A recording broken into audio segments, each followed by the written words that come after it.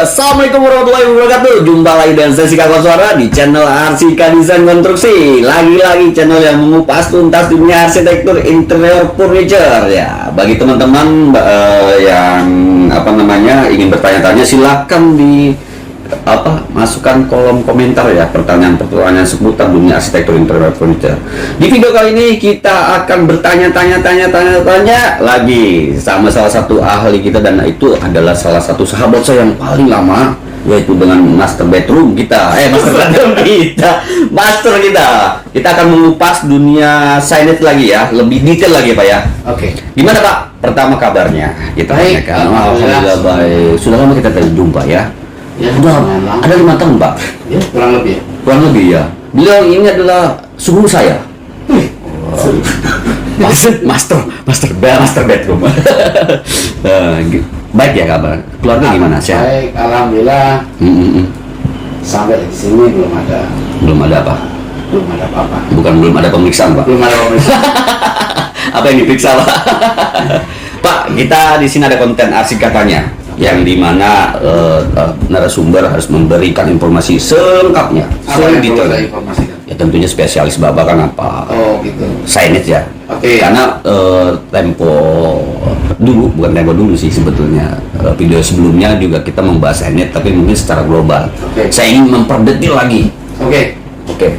Nah, sekarang saya tanya dulu. Kenapa Bapak bertanya? Harusnya saya yang bertanya. Sebagai pakarnya. Kenapa saya pakar? Kenapa pakarnya? Apa sih signage itu? Nah, saya kalau bertanya. menurut Anda, signage itu apa? Saya bahasa simpelnya petunjuk aja lah. Petunjuk. Nah, biasanya orang umum sebutnya rambu. Rambu. Kalau kita bisa lihat di jalanan ada rambu lalu lintas, ada rambu petunjuk arah gitu. Padahal sebetulnya intinya signage itu kan tanda. Berarti kalau tanda Sign. tangan, Bahasa Inggrisnya sign itu artinya tanda. berarti kalau tanda tangan saya net tangan gitu. Signature Oh, signature. Betul. atau pesan Ada pesan, oke. atau komunikasi. Karena ada visual. Jadi informasi visual bisa juga informasi identifikasi. Nah, untuk informasi visual itu biasanya untuk publik ya, visual. Kalau informasi identifikasi itu biasanya cenderung ke arah spesifik sebuah karya. Dalam hal ini karya arsitektur. Ya, karya. Apakah hanya arsitektur saja Pak? Tidak berupa, mungkin bisa juga kan, mungkin seniman juga bisa. Ya, bisa. Itu nanti masuknya ke monumental, Oke. monumen sign, atau maksudnya ke urban jadinya, urban ya. Urban signage namanya.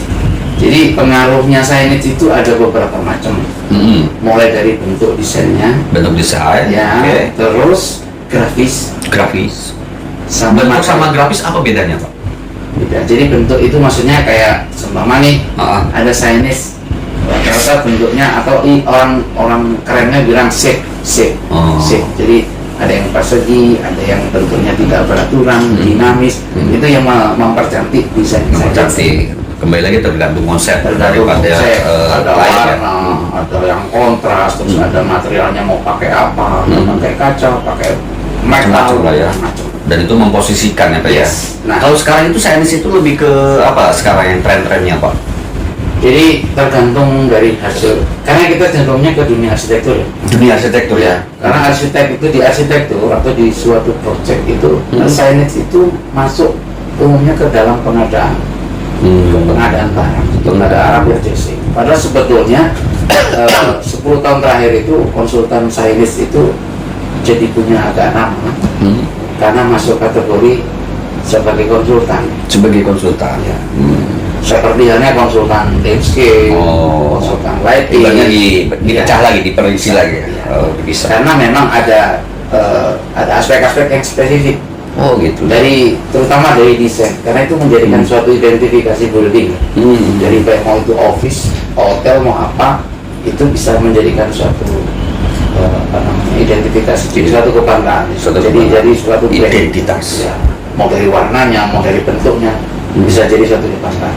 Terus kalau untuk signage itu kan ada perlakuan khusus, mungkin kita mungkin signage yang di mall, Ya, rumah sakit, ya, di apartemen, hotel, itu ada spesifikasi yang berbeda nggak sih Pak terkait ya, masalah itu? berbeda. Jadi Berbeda. Apa perbedaannya? Perbedaannya kalau untuk retail, kayak tadi kan mall, ada retail, ada office, ada resident, ada urban, ada traffic, ada parking. Jadi sebetulnya banyak. Banyak ya. Kita mau yang ditanya mau mana dulu? Karena banyak. Bebas Pak. Bebas. Oke. Kita punya waktu 30 menit. Coba kita bilang yang retail aja. Oke. Yang pernah dibahas sebelumnya. Retail itu biasanya kan untuk mall, untuk kayak model apa suatu hypermart, kawasan untuk retail yang itu biasanya kalau kita masuk ke suatu mall itu pasti kan ada paling tidak itu ada totem yang biasa orang sebut pylon. Totem itu apa Pak? Totem itu sebutan aja. Sebutan aja. Ya. Oh. Pylon itu Bahasa keren lah ya. Bahasa kerennya ya. Cuma bahasa keren ya. Cuman memang pylon itu dibuat untuk supaya orang tahu bahwa ini gedung apa. Oh. Oh, ini di dalam gedung ini tenannya apa. Selama Oke. di dalam mall ada itu titik. Titik. Ada ini, ada itu. Pokoknya untuk tenan yang di dalam. Oke, nanti kita akan coba berikan mungkin capture foto-fotonya ya Pak ya, Ya, betul. sebagai mungkin biar teman-teman bisa ada bayangan kira-kira Ya, seperti apa itu apa. pylon? Pylon, signage segala macam ya Pak ya. Iya, ada pylon, ada entry sign. Maksudnya itu masuk kategori motoris wayfinding kalau di dalam signage.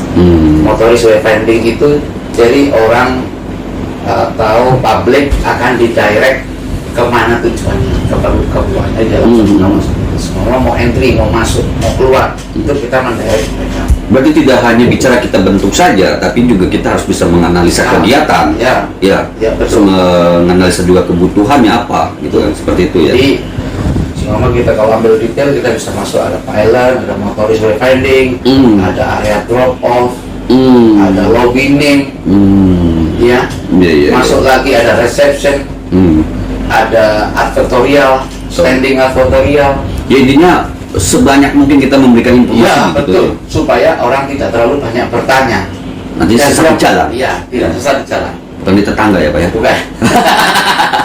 Jadi seumpama nih kalau kita mau ke dalam mall kita mau kemana, semua ada mendirect satu tenan, major tenan yang ada di situ, semua salah satunya apa gitu ya. Dia bisa melihat dari hanging wayfinding yang ada di koridornya mall. Jadi dia mendirect kemana, mau ke resto, mau ke anjungan mandiri, atau mau ke tenan, major tenan, bisa dilihat. Terus apa perbedaannya dengan kayak kata tadi kita bahas retail, ya kan?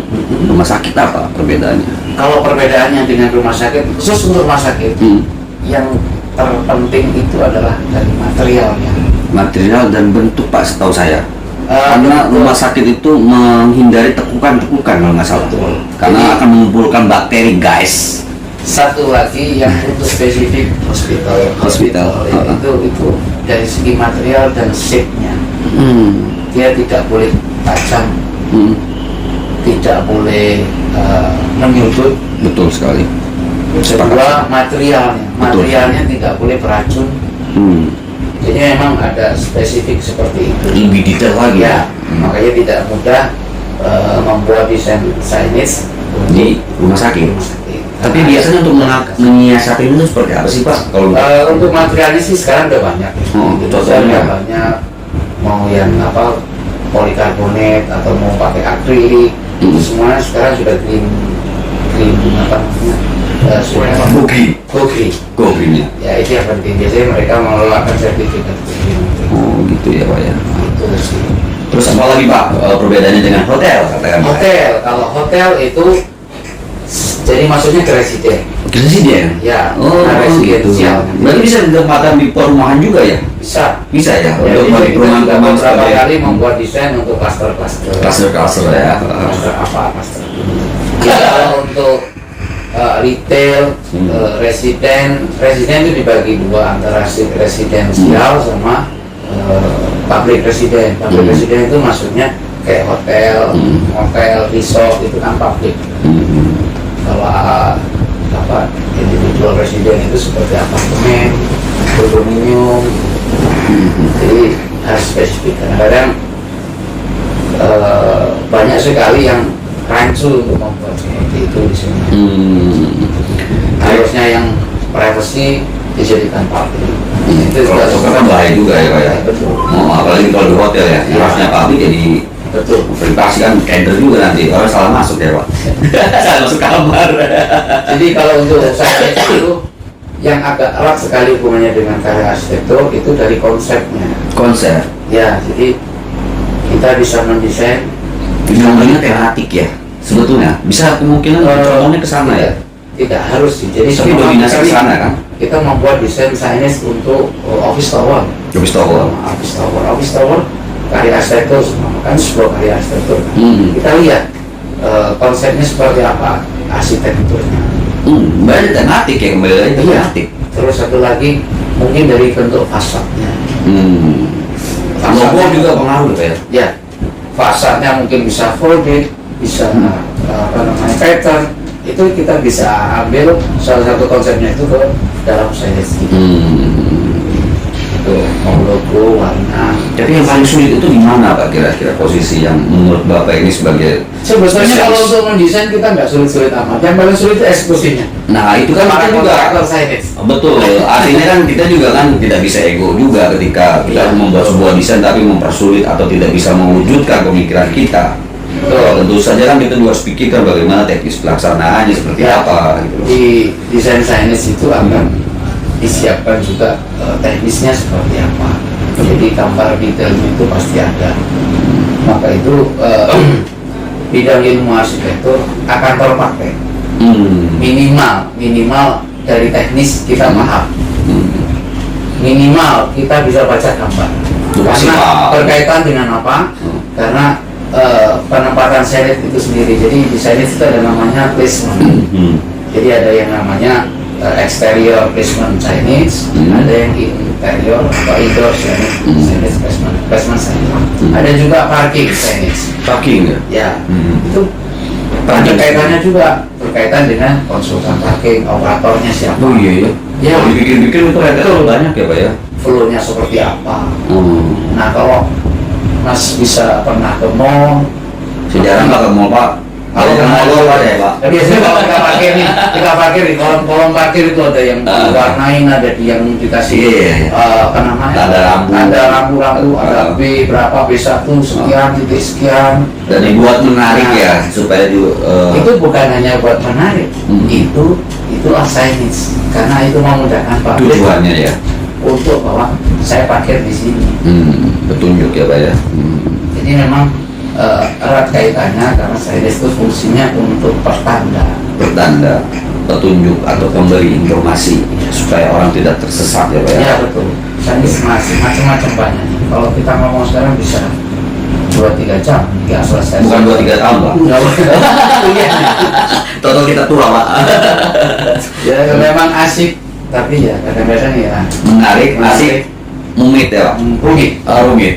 Rumit karena apa? Karena kita berusaha untuk membuat desain signage itu berbeda dari yang lain. Ya pasti juga kan kita pikirkan dari segi aspek semuanya aspek ya kan. Ya kalau di kita ini biasanya karena etiknya kita juga ada 2 macam signage. Ada konsultan itu ada yang beberapa bikin spesial sistem. Spesial sistem itu jadi dia sistemnya tetap itu aja. Jadi hanya berupa berbeda dengan berbeda shape sama warnanya aja. Itu spesial sistem yang lain. Jadi dia pakai metodenya tetap sama. Lockdownnya sama, tahu stroke-nya sama. Jadi cara pemasangannya sama. Sama ya. Ya itu ada nanti di shop. Ya kadang saya juga suka lihat di pinggir-pinggir jalan palu gede-gede banget itu Pak. Kalau bikinnya gimana sistemnya berarti secara nggak langsung juga melibatkan orang struktur juga ya Pak. Betul. Orang struktur Ya. Itu wajib kita mengerti nggak sih Pak sebetulnya?